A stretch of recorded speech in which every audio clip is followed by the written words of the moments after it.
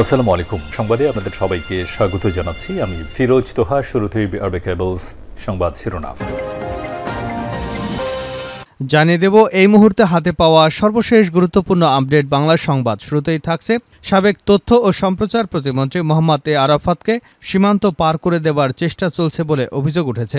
এ কাজে ঢাকা মহানগর উত্তরের গোয়েন্দা পুলিশের ২-৩ জন কর্মকর্তা সহায়তা করছেন, এমনটাই অভিযোগ করেছেন গুলশান সোসাইটি নির্বাহী কমিটির সদস্য আরাফাত আসওয়াদ ইসলাম। শুক্রবার রাজধানীর গুলশানে এক সংবাদ সম্মেলনে এমন অভিযোগ করেছেন তিনি। এবারে জানাবো যে ভয়ঙ্কর তথ্য প্রকাশ্যে আনলেন ইসলামী ব্যাংকের সাবেক এমডি। ২০১৭ সালের ৫ই জানুয়ারি সেদিন ভোরে ইসলামী ব্যাংকের তৎকালীন ব্যবস্থাপনা পরিচালক আব্দুল মান্নানকে বাসা থেকে তুলে নেয় প্রতিরক্ষা গোয়েন্দা মহাপরিদপ্তরের কয়েকজন কর্মকর্তা। একইভাবে নিজ নিজ বাসা থেকে তুলে নেওয়া হয় ব্যাংকটির চেয়ারম্যান এবং ভাইস চেয়ারম্যানকে। পরে কচুক্ষেতে ডিজিএফআইয়ের কার্যালয় নিয়ে জোরপূর্বক পদত্যাগপত্রে সই করিয়ে ব্যাংকটি দখলে নেয় মোহাম্মদ সাইফুল আলমের মালিকানাধীন এসালম গ্রুপ। জানাবো নরসিংদীর পলাশের ডাঙায় আরএফএলের কারখানায় অগ্নিকাণ্ডের ঘটনা ঘটেছে। আগুন নিয়ন্ত্রণে ফায়ার সার্ভিসের ৪টি ইউনিট এবং কোম্পানিটি নিজস্ব দমকল বাহিনী কাজ করছে। এবারে থাকছে প্রত্যেকটি গুলির হিসাব নেওয়া হবে। বিএনপির কেন্দ্রীয় ক্রীড়া বিষয়ক সম্পাদক ও ঢাকা মহানগর উত্তর বিএনপির সদস্য সচিব আমিনুল হক বলেছেন, ছাত্র জনতার গণ আন্দোলনে চালানো প্রত্যেকটি গুলির হিসেব নেওয়া হবে। গণহত্যাকারী প্রত্যেককে আইনের আওতায় এনে বিচারের কাঠগড়ায় দাঁড়াতে হবে। এদিকে গুম হওয়া প্রত্যেকটি পরিবারের জন্য ভাতার ব্যবস্থা করুন। বর্তমান অন্তর্বর্তীকালীন সরকারের কাছে আহ্বান জানিয়ে বিএনপির মহাসচিব মির্জা ফখরুল ইসলাম আলমগীর বলেছেন, প্রত্যেকটি গুম হওয়া পরিবারের জন্য ভাতার ব্যবস্থা করুন। এই পরিবারগুলোর দায়িত্ব এখন রাষ্ট্রকেই নিতে হবে। নয়াপল্টনে বিএনপির কেন্দ্রীয় কার্যালয়ের সামনে গুম হওয়া ব্যক্তিদের স্মরণে জাতিসংঘ ঘোষিত আন্তর্জাতিক গুম দিবস উপলক্ষে বিএনপির সংহতি সভায় দেওয়া বক্তব্যে এমন আহ্বান জানান বিএনপির মহাসচিব। এবং সর্বশেষ জানাবো আন্তর্জাতিক সংবাদ। ইসরায়েলকে আশ্চর্যজনক জবাব দেওয়ার হুঁশিয়ারি। ইসলামী প্রতিরোধ আন্দোলনগুলো ইসরায়েলকে উপযুক্ত জবাব দেবার জন্য প্রস্তুতি নিচ্ছে, যা সময়ের পরিপ্রেক্ষিতে আশ্চর্যজনক হবে বলে হুঁশিয়ারি দিয়েছেন ইয়েমেনের হুতি আনসারুল্লাহ নেতা আব্দুল মালিক আল হুতি।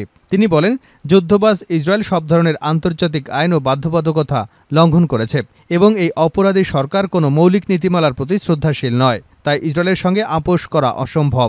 এতক্ষণ শিরোনাম শুনছিলেন, এবার বিস্তারিত। প্রিয় দর্শক, আপনি যদি এই চ্যানেলে নতুন হয়ে থাকেন, ভিডিওটি দেখতে দেখতে চ্যানেলটি সাবস্ক্রাইব করে আমাদের সঙ্গে থাকুন। আর এই ভিডিও সম্পর্কে আপনি আপনার মূল্যবান মতামতটি কমেন্ট বক্সে জানিয়ে দিন। আর হ্যাঁ প্রিয় দর্শক, জানিয়ে দিন ভিডিওটি কোথা থেকে দেখছেন। আরাফাতকে সীমান্ত পার করে দেওয়ার চেষ্টার অভিযোগ। সাবেক তথ্য ও সম্প্রচার প্রতিমন্ত্রী মোহাম্মদ এ আরাফাতকে সীমান্ত পার করে দেবার চেষ্টা চলেছে বলে অভিযোগ উঠেছে।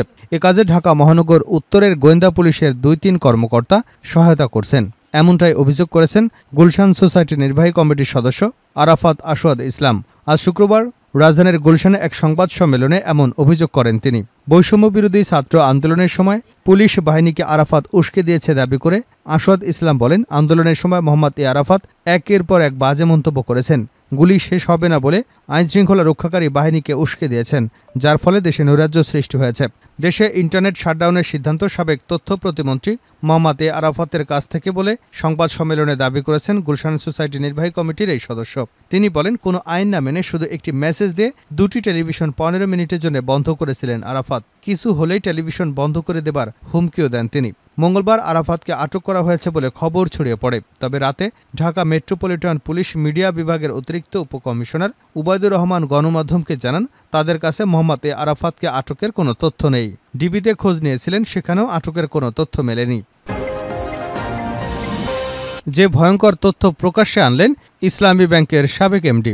২০১৭ সালের ৫ই জানুয়ারি এদিন ভোরে ইসলামী ব্যাংকের তৎকালীন ব্যবস্থাপনা পরিচালক এমডি আব্দুল মান্নানকে বাসা থেকে তুলে নেয় প্রতিরক্ষা গোয়েন্দা মহাপরিদপ্তরের কয়েকজন কর্মকর্তা।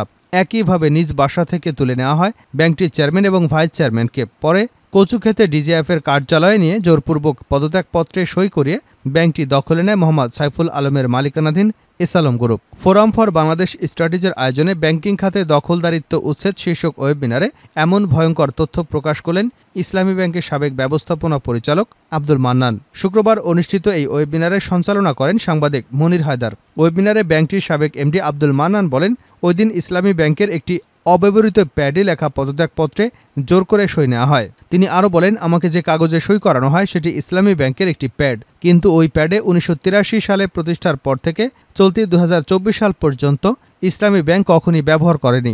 সে ধরনের একটি প্যাডে আমার পদত্যাগপত্র নেওয়া হয়েছে। আব্দুল মান্নান বলেন, ওই দিন 5 জানুয়ারি 2017 অনেক রাত পর্যন্ত বাংলাদেশ ব্যাংকের স্যারেরা অফিস করেছেন। তারা ওই দিন ব্যাংকের মালিকানা পরিবর্তনের কাজটি দ্রুত সম্পন্ন করতে কাজ করেছেন। এগুলো কিভাবে হতে পারে একটি দেশের ব্যাংক খাতে, যে ব্যাংক খাত একটি দেশের অর্থনীতির প্রাণ? তিনি আরও বলেন, পরের কয়েক বছর তাদের টেলিফোনে বাংলাদেশ ব্যাংক তাদের অনেক সিদ্ধান্ত পরিবর্তন করেছে। এসবের বিরুদ্ধে ব্যবস্থা নেওয়া দরকার, যাতে ভবিষ্যতে এমনটা ঘটানোর সাহস কেউ না পায়। দীর্ঘ 7.5 বছর পর দেশে ফিরেছেন জানিয়ে আব্দুল মান্নান বলেন, বিদেশে থাকার সময় দেশ থেকে সাংবাদিকদের কেউ কেউ যোগাযোগ করলেও আমি কথা বলিনি, কারণ আমি নিরাপদ বোধ করিনি, আতঙ্কের মধ্যে থেকেছি। আবার বাংলাদেশে এসে নিঃশ্বাস নিতে পারবো বলে মনে করিনি। তিনি আরও বলেন, আমি এখন মনে করি কথা বলার স্বাধীনতা পেয়েছি, তবে সেই ভয় কাটাতে বোধহয় সময় লাগবে। মুক্ত বাতাসে নিঃশ্বাস নিতে বোধহয় আমার আরও সময় লাগবে। নরসিংদীতে আরএফএল এর কারখানায় আগুন। নরসিংদীর পলাশের ডাঙায় আরএফএল এর কারখানায় অগ্নিকাণ্ডের ঘটনা ঘটেছে। আগুন নিয়ন্ত্রণে ফায়ার সার্ভিসের 4টি ইউনিট এবং কোম্পানিটির নিজস্ব দমকল বাহিনী কাজ করছে। আজ শুক্রবার বিকাল 5টার দিকে এই অগ্নিসংযোগের ঘটনা ঘটে। বিষয়টি নিশ্চিত করেছেন পলাশ ফায়ার স্টেশনের স্টেশন অফিসার সাদেকুল বারী। পলাশ থানার ফায়ার সার্ভিস জানায়, পলাশ ফায়ার স্টেশনের 2টি এবং মাধবদী ফায়ার স্টেশনের 2টি সহ মোট 4টি ইউনিট আগুন নিয়ন্ত্রণে কাজ করছে। এছাড়া আগুন নেভাতে কোম্পানির নিজস্ব দমকল বাহিনীও কাজ করছে। অফিসার সাদেকুল বারী কালবেলাকে জানান, এখন যে অবস্থায় আছে সে অবস্থায় আগুন আর বাইরে ছড়ানোর সম্ভাবনা নেই। আমরা কাজ করছি, আশা করছি অল্প কিছুক্ষণের মধ্যে আগুন নিয়ন্ত্রণে আসবে।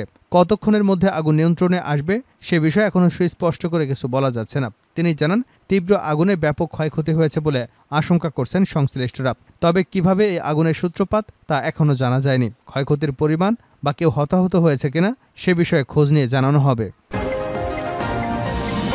প্রত্যেকটি গুলির হিসেব নেওয়া হবে আমিনুল হক। বিএনপির কেন্দ্রীয় ক্রীড়া বিষয়ক সম্পাদক ও ঢাকা মহানগর উত্তর বিএনপির সদস্য সচিব আমিনুল হক বলেছেন, ছাত্র জনতার গণ আন্দোলনে চালানো প্রত্যেকটি গুলির হিসেব নেওয়া হবে। গণহত্যাকারী প্রত্যেককে আইনের আওতায় এনে বিচারের কাঠগড়ায় দাঁড়াতে হবে।